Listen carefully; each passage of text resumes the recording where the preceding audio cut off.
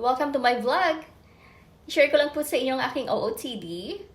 I'm wearing this denim jacket po at syempre with my white turtleneck at long sleeve po ito kasi malamig po talaga dito.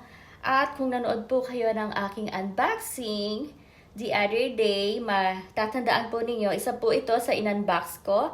This is the denim beret.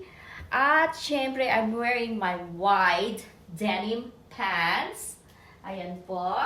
Umikot pa eh, no? Wide denim pants. At I will be wearing my sneaker po. So, medyo talagang very casual ako ngayon dahil medyo malayo ang aming pupuntahan. At syempre, hindi kumpleto ang aking outfit kung wala ang aking LV na denim bag. So, ayan, talagang tinerno-terno ko na talaga lahat eh, no? So, ayan ang aking LV denim bag. At, ipapakita ko rin sa inyo mamaya ang laman ng aking bag, okay? So, gusto na ninyo makita? O, sige. Ipapakita ko na po sa inyo ang laman ng aking bag para isang panood na lang. Okay, so ito po ang laman ng bag ko. Ayan po, syempre, hindi mawawala ang ating wallet.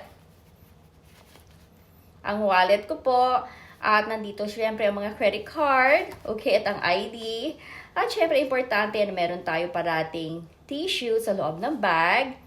At isang importante rin po ay parati tayong merong peppermint.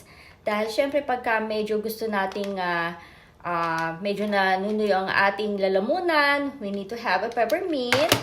At ang aking lipstick. Okay, ang lipstick na favorite ko, which is the one I'm using right now. I have on this, which is the one I have on right now.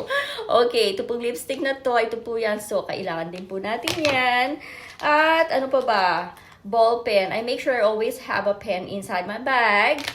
Okay, at syempre, ang hand sanitizer. Napaka-importante po ng hand sanitizer. Parati po akong meron yan sa bag. At syempre, kailangan ko rin ng aking Tiffany mini perfume. Ayan.